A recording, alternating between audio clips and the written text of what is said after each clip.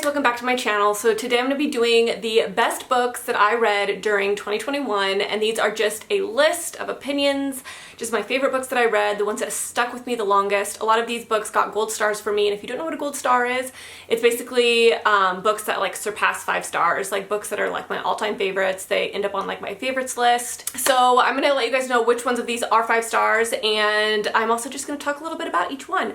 Now, I have my reading journal here, which I'm going to go over all of this stuff in a future video, but these are kind of like my reading stats. So I have a list of 5, but I'm going to actually talk about more than 5 in this video, and I'm going to tell you guys in the stats video, the future stats video, the top 5 that I chose for this year. So, and then also after this video, I'm going to be filming my worst books of 2021. So if you guys want to see that one, keep a lookout for that one because that one's coming up next. Also, don't forget to subscribe if you haven't subscribed to my channel already, and also press the little bell notifications button as well. Next year in 2022, one of my goals is to grow this channel and kind of like post here more. So definitely subscribe because I plan to post here more often and do more than just like wrap-ups, because I feel like that's what most of this video is wrap-up videos, but I do want to do more next year of like other stuff. So, okay, so the first book on this list was the first book that I read this year, and it is Verity by Colleen Hoover. So this was like a really popular book last year, I feel like, which I'm pretty sure it came out last year. But I read this book first. This was my very first book of the year, and this is what got me like hooked onto Colleen Hoover, because I just became obsessed with this book. Like, there's something, I've said this in videos over and over and over again, there's just something about Colleen Hoover's writing style that just sucks me in. But the thing I've been liking about her recent books is that they're like thriller romances, which is like a really unique genre, but I really, really like it. And Verity and Layla were both kind of like thriller romances, and I really feel like that's like Colleen Hoover's thing. Like, she needs to stick with that for a while because it's like a really good combination. But Verity is basically just about a girl who is finishing up a author's book series because this author like got in a car accident or something, I can't remember, but she's having like medical issues and she can't finish her series. So this girl, I can't remember her name, she is taking on the series and she's going to finish it. So she moves to this author's house and she has a husband, but this author that is injured is acting a little bit weird. And then she finds this really weird like manuscript of like a book that she's writing, like this author is writing, and it's very creepy. It's a really, really good book. Highly recommend if you like thriller, romance, all that kind of thing. It's just a really good book. Like, you can't go wrong with this book. I feel like it's just, most likely you're gonna like it if you read it, you know? So the next book is Good Morning Monster, A Therapist Shares 5 Heroic Stories of Emotional Recovery. This is by Katherine Gildiner. I've talked about this book a lot already within this year because this made such a huge impact on me. This is just a therapist kind of telling 5 stories of different clients that she had. I'm sure she got permission from them, I would imagine.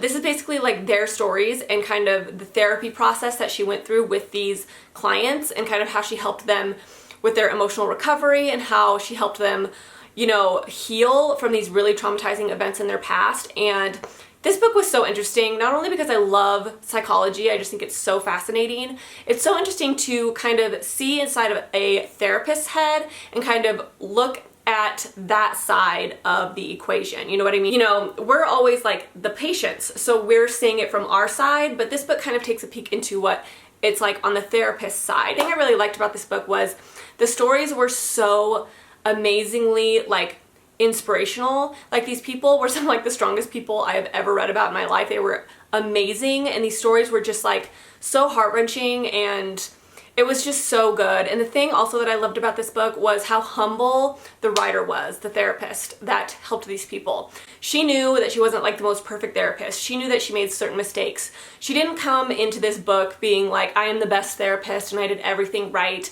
Like, she was very humble when she was writing this. She was very genuine and authentic in her flaws and her strengths. And I feel like that's what made this book so good. It didn't feel pretentious, which I think could have easily happened with this book if it was written by the wrong person. I just highly recommend this if you like psychology and you like kind of a peek inside of that world. Highly recommend this book. I gave it 5 stars, and I think this book I also gave a gold star. This book just stuck with me. So the next book is the one and only A Court of Silver Flames by Sarah J. Maas. Is this even a surprise? Like, this book is so good. So I've mentioned multiple times that Cassian is like my favorite character ever. I love Cassian. He was my favorite character ever since A Court of Mist and Fury. Like, I always loved Cassian before this book. He was like my book boyfriend. I loved him. And so when this book was coming out, I was so excited because he is like my favorite character. But I was really nervous as well because I am not a Nesta fan. I know that there's the Nesta loving people and then the not Nesta-loving people, and I'm more in this group over here. But this book, I mean, even though Nesta bothered me a lot in this book, I think that it really showed growth in Nesta. It really showed kind of her coming to terms with kind of the toxic qualities that she possesses and kind of how she overcame those and how she kind of humbled herself and realized that what she was doing wasn't okay. And I think that that was a really, really, really awesome way to write her character. And I also think it was a really good take on mental illness and depression and things like that, and how you can't rely necessarily on other people to kind of pull you out of that depression. Like, you have to rely on yourself, and you have to make changes within yourself to kind of see yourself recover and kind of grow and become a more healthier version of yourself. So not only does she have Cassian in this, but she also makes her own friends, kind of her own found family that doesn't relate to like the inner circle, which is really, really cool. She changes things about herself that maybe aren't the most healthiest things. And I think that it shows kind of like really, really healthy ways to kind of pull yourself out of like a mental illness slump or depression or anything like that. So this book was absolutely amazing, absolutely stunning, and I cannot wait to kind of revisit this because I loved it. Like, I just love Cassian so much. Like, he did not do me wrong in this book at all. And it's so funny because I see so many people that read this book and they're like, oh my god, Cassian. And I'm like, no. I liked him before he was in A Court of Silver Flames. Like, he's my OG. So even though there were a few things in this book that like didn't do it for me fully, I still feel like this is like one of my favorite books. Like, I love this. I love Cassian, and I just love everything. I love everything about this book. So the next book on this list is No Exit by Taylor Adams. This is a thriller novel. So I heard nothing but good things about this book. I heard like it was amazing. It was an amazing thriller. So I went into this with really high expectations, which is always dangerous. I don't like to go into things with high expectations, but I wasn't disappointed. This book is super, super fast-paced, and it is extremely action-packed. Like, I feel like this never lets up. Like, it's just constantly things are happening. Constantly you're just like on edge. And I did read that some people thought that it was like too on edge, like too many things were happening, that it was unrealistic. I didn't really necessarily feel that way. I felt like it was just, you know, a girl that was in a situation that she was very much not capable of dealing with, and she was trying her best to kind of like get through it as best as she could. And I feel like when you're a normal person in a really crappy situation, like, you are going to make mistakes and you're going to do stupid things sometimes. And I feel like this was a pretty realistic take on being in a crappy situation and trying to deal with it as a normal human being. So this is basically about a girl who is driving over a mountain. It's like a snowy mountain pass, and she has to stop at a rest stop because it is too snowy. It's like a blizzard and she can't see anything. So she stops, and there's like 5 people in this rest stop, and they have to stay in this rest stop overnight. But she ends up going outside to make a phone call, and she sees that there's a child in one of the vans outside, and that child has been kidnapped, and she's trying to figure out who at this rest stop is the kidnapper and how to save this child. And throughout the entire book, like, you're just on edge. It's so good. I would say though, there are some trigger warnings in this. There are some pretty like gruesome parts where you're just kind of like, oh, like, you know, blood and guts and just things that kind of like make you cringe. So just know that there is like that type of thing in this book, but it is so good. Like, if you love a really thrilling, fast-paced, like high stakes, lots going on type of novel, this is it. And I've talked a little bit about how I have a pretty bad attention span, and so I prefer books that are extremely fast-paced and there's things happening like this. This is definitely good for people like me. So if you're looking for something like that, highly recommend this. It was so good. Okay, so the next book is a much-loved book. Everybody who reads this book ends up loving it. I've never actually met a person that didn't like this book, to be honest. And it is The Song of Achilles by Madeline Miller.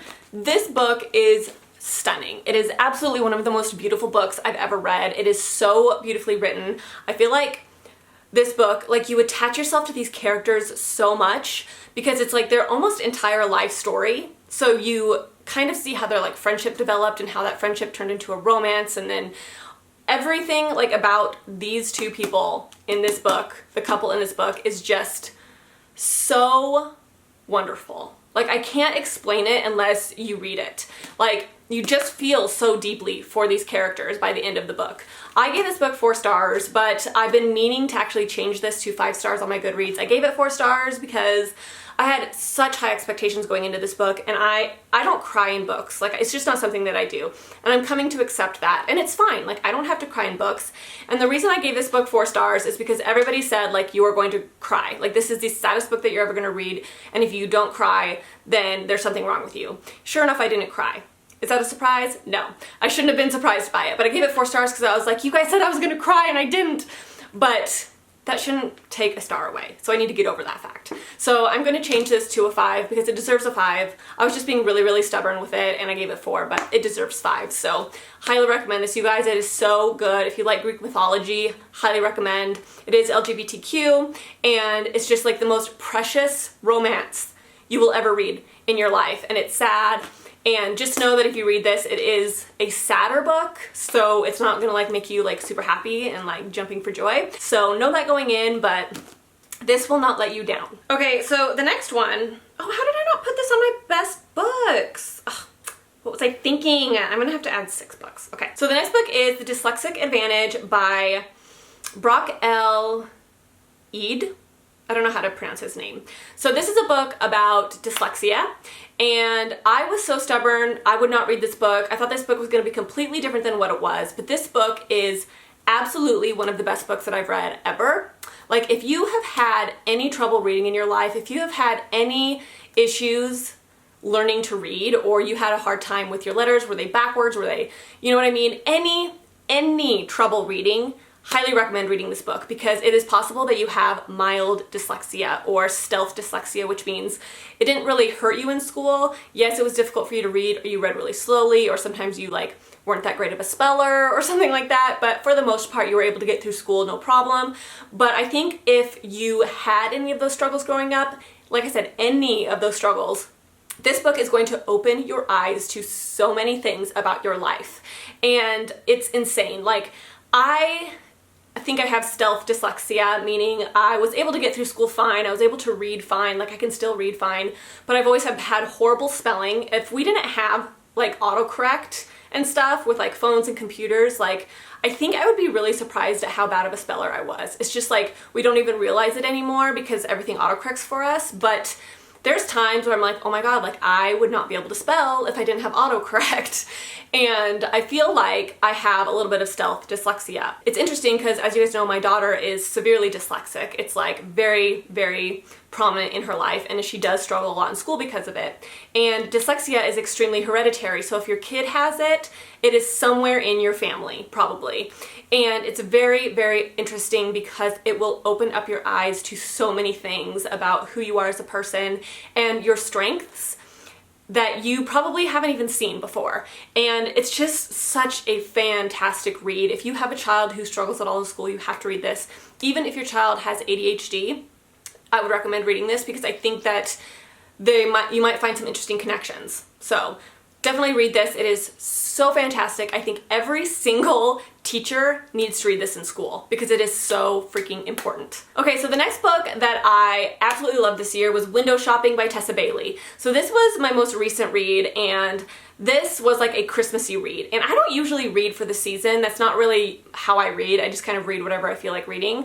But this was one of the first books that I read that was specific to the season. And I was like, I kind of feel like a romance. I'll do like a Christmassy romance. And I've been reading a lot of Tessa Bailey this year. Like, she's one of my new favorite romance writers. This book was so dang cute. Oh my god, it was so cute. Like, if you want a grumpy sunshine dynamic with the grump being the girl and then the sunshine being like the love interest, this is for you. And it has all the Christmassy vibes. Like, everything about this book was adorable. Like, there was nothing in this book that really pissed me off. The thing about Tessa Bailey that I really love about her novels is there's usually not a third act breakup, which is really refreshing because I hate that. And there's conflict in her books, but it's not like that unbearably annoying conflict where you're like, stop it. Like, just stop. Like, communicate or talk to each other. Like, it's not that annoying conflict that just irritates you and makes you dislike the characters. Like, the characters always stay like on character, right? Like, they don't do stupid things that are really out of character to them where you're like, what the heck is going on? Like they're very on character, and there is conflict, but it's not overbearing where you're just like, this is irritating me, which is why I love Tessa Bailey's writing. And this book just makes you happy. This book will make you 100% happy. It will make you just feel all the feels. And that's kind of what I want sometimes in a romance book. Like I don't need to feel frustrated when I read a romance. Like sometimes I just want to feel really happy, and this is what that book did for me. It just made me feel really happy. So highly recommend this. It is so cute. It does have a lot of steam. Like this is a smutty one. Like Tessa Bailey goes there, like fully. But if you don't mind that or you like that, Tessa Bailey's for you. So just know that going into this, it is a steamy read, but it is so good. Okay, so now for my top 2 favorite books of 2021. Can you guys guess what they are? There's 2 books that I didn't mention yet, and they're absolutely the best. So the number 2 spot goes to one of my all-time favorite books ever. Oh my god. So this book is also by Tessa Bailey, and it is called It Happened One Summer. Where is it? Oh, I gave it to my sister. My sister-in-law is reading it right now, so I don't have the physical copy on me, and she thinks it's really cute as well. But you guys are probably surprised that this book is at number 1, because I was talking up this book so much in my wrap-up video. I am so obsessed with this book. It just was written for me. So it takes place on like, kind of like, I don't think it's the Oregon coast, I think it's like the Washington coast, but like Oregon, Washington, kind of the same thing. So it's like the Pacific Northwest, and I love the coast. Like the Oregon coast, it just has this certain feel to it that if you live in the Pacific Northwest, you know what I mean. It's just like a feel. And this book had that feel, like the same feel that you get on the Pacific Northwest coast. And I think that's why I liked it so much. But not only that, this freaking couple was the best couple I've ever read about in my entire life. Brendan, the love interest, was like, he was like the perfect love interest, I'm telling you guys. And so this book is about a girl who's super rich. She lives in LA. Her stepdad is making her go to the coast because she has a bar that her real dad left in her name. So he's making her go up there because he's sick and tired of her not doing anything with her life. And so she has to go up there and like deal with this bar that was left in her name. So she decides to renovate it. And it's just like small coastal town. And then she meets Brendan, and Brendan's like this crabber, and it's just like the best thing ever. And it's kind of a Grumpy Sunshine thing, kind of like very, very small, but like it is such a satisfying read. Brendan is such an understanding, caring guy that like just accepts her for who she is, and they communicate so well, and it's just everything you will want in a romance. I'm not even kidding. It's so good, and it's so wonderful, and I cannot wait to read this again. I think I'm going to read this again soon, just because it just made me so happy. Okay, last but not least, the number 1 best book of the year. Can you guys guess what it is? What book haven't I mentioned yet that I was raving about?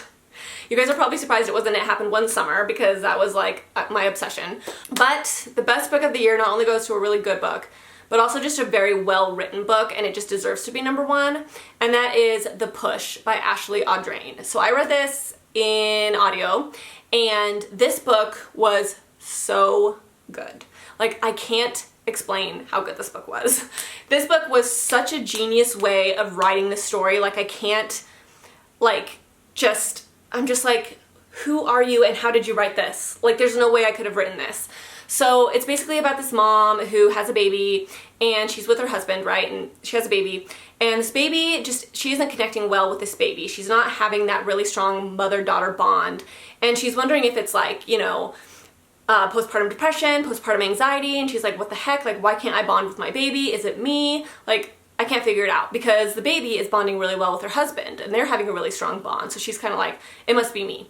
But then she starts noticing really weird things with this baby, like she's very colicky, and she's kind of having a hard time connecting, and it's just a really interesting, like, realistic look into postpartum as a mother and like what that can look like.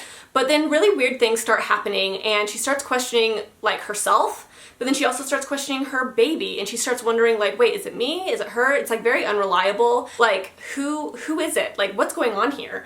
And the husband is like, what is wrong with you? Like, why are you thinking these things about our baby? Like, she's fine. So this book touches on so many interesting topics, like nature versus nurture, postpartum depression, postpartum anxiety, intergenerational trauma, antisocial personality disorder, like so many things, like so many things. But she takes all those things and she like ties it up with a nice little bow and says, here you go. Like, this book is going to blow your mind. And it does. It's just so well done in such a realistic way. You know what I mean? Like, realistic, weirdly relatable, and I liked how it ended. It ended slightly open-ended, but like not really open-ended, but like it was a very satisfying ending at the same time, and like, oh, I love this book. It's so good. I told my cousin that she needed to read it because this is totally up her alley as well. But like, trigger warnings. Tons and tons of trigger warnings. I actually put it on my Goodreads review, some of the trigger warnings, which I don't normally put trigger warnings in my reviews because I think it kind of spoils it, but I think that this one does need, like, trigger warnings, especially if you were dealing with postpartum depression and anxiety at the time, or like OCD, things like that. Like, I think that this definitely needs some like major trigger warnings. So, but it's so good. So good, and I just cannot wait to read more by this author because the way that she did this, I just thought was very, very smart. And if she can do this with other books kind of in a similar way, then she's going to be like a new favorite author because it was that good. So The Push by Ashley Audrain, hands down the best book of the year. So that is it, you guys. That is my list of my best books of 2021. I highly recommend every single one of these books. Like, they're all really, really good. Obviously, A Court of Silver Flames, you can't read until you read the rest of the series, but the rest of the series is really good, so you won't be disappointed in that one. But this is my list. It's not a super, super long list. I really tried to narrow it down so you guys could get like really, really genuinely good books. But I loved all of these, and yeah. So like I said, stay tuned for my next video, which is going to be my worst books of 2021. So we're just going to talk about some tea, some of my unpopular opinions probably, and yeah. So that is it, you guys. Thank you so much for watching. Again, don't forget to subscribe and press the bell notifications button, and I will see you guys in my next video. Bye.